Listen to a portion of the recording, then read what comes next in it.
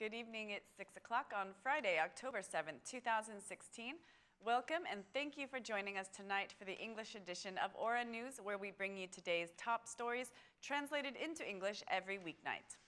The Italian law enforcement agency, Guardia di Finanza, has been monitoring the drug situation in Albania and presented its report today.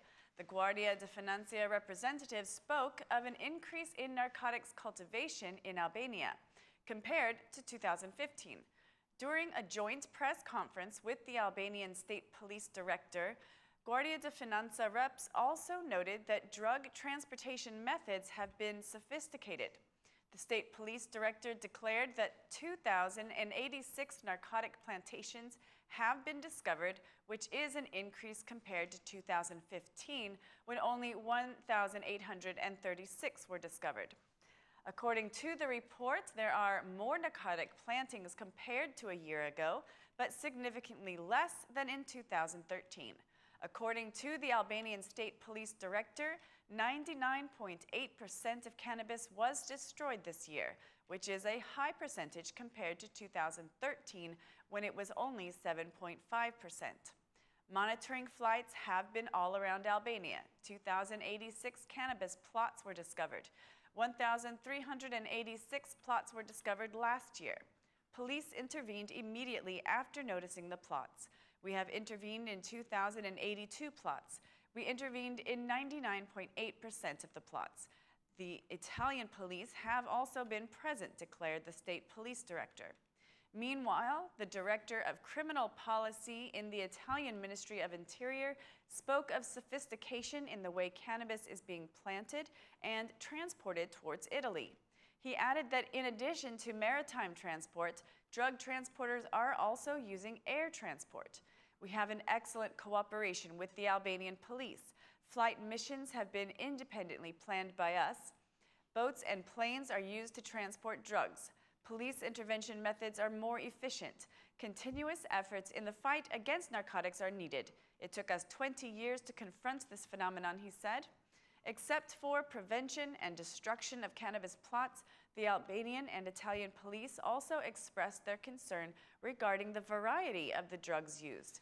Albanian State Police Director spoke of a Vietnamese narcotic being used, which can be produced within 45 days and can be planted 3 times in a season. The Albanian State Police Director announced that 1,260 police operations have been conducted in 2016. 400 people have been legally proceeded and 248 have been arrested. Though the President of the Republic has not yet commented on the highly debated waste law, the Prime Minister, Edi Rama, held an informative meeting today with mayors and representatives of the recycling industry to discuss it. The Prime Minister asked for more cooperation between the recyclers and city halls in order to better manage the waste. Separating waste by material source was the Prime Minister's main request to the mayors. The recycling industry operators should cooperate with each other and should become partners with city halls for the cleaning process. City halls should have waste separated by their source. Soon, city halls will have a procedural code for waste treatment, declared Prime Minister Rama. The Prime Minister considers the waste law to be necessary and declared that Albania would have lost 35,000 jobs and 234 million euros in technology investments without the law. The Prime Minister added that the government will include City Hall waste management into the government's budget for next year. Meanwhile, the Minister of Environment has taken civil society's concerns about the law into consideration and recognized them as valid, but gave assurance that the government has decided to confront the waste problem. I understand civil society's rights and consider their concern to be valid. However, their reaction is based on the inherited situation, not on what we are doing today. Your concern is about the law that did not exist before 2010. The Albanian government and city halls consider the recycling industry as our partner. We have invested more than what has been invested in the last 25 years. Cooperation between recyclers and city halls should increase. Cleaning our city should be seen as a priority, declared the minister. Representatives of the Alliance Against Waste Import held a meeting with the President of the Republic, asking him not to decree the Integrated Waste Management Law, which was adopted in Parliament on September 22nd. According to environmentalists, the law risks the environment and the life of future generations. After presenting their arguments against the law to the President, environmentalists received the President's understanding, but not any promises from him. After hearing their concerns, President Nishani assured them that he is treating the issue with maximum responsibility and that the President will not let the public interest down. The President encouraged environmentalists to insist on their cause, adding that he is treating the issue as a president, citizen, and as a parent. According to the President, the waste issue is of major importance and of high sensitivity to public opinion, adding that the waste issue has a long-term effect on citizens' lives. The Minister of Transport and Infrastructure declared today that construction on Arbery Road will start next spring, as the government is still weighing the option of constructing it through a public-private partnership. The minister also commented on the national roads construction and, without providing many details, declared that legal procedures are being followed regarding the bid. The Minister of Transport and Infrastructure inspected the wastewater plant construction today, for which he admitted the project has had delays. There have been some delays with the project. It's important to move forward and finish it within the deadline. The project will bring quality service to citizens and will positively impact the community, declared the minister. Work for the wastewater plant is expected to conclude by 2018, when 342,000 citizens are expected to benefit from its services.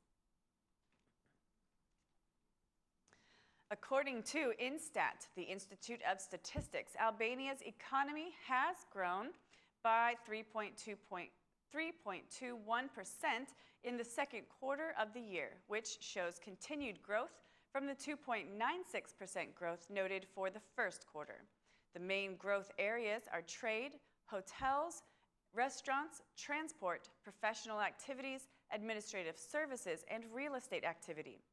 The industry, the energy, and water sectors show a combined increase of 1.4% in the second quarter, whereas last year's main growth in the second quarter was seen in the manufacturing industry, which grew by 2.36%. Only the agriculture, forestry, and fishing sectors show a decrease, as they did in the same quarter last year, when there was a decrease of 1.48%. Instat asserts that the formalization of the economy has had a significant impact on the country's economic growth, which is confirmed by the 1.19% increase of net taxes on products during the second quarter of 2016. An increase in consumption during the second quarter also constitutes a major part of spending in the economy.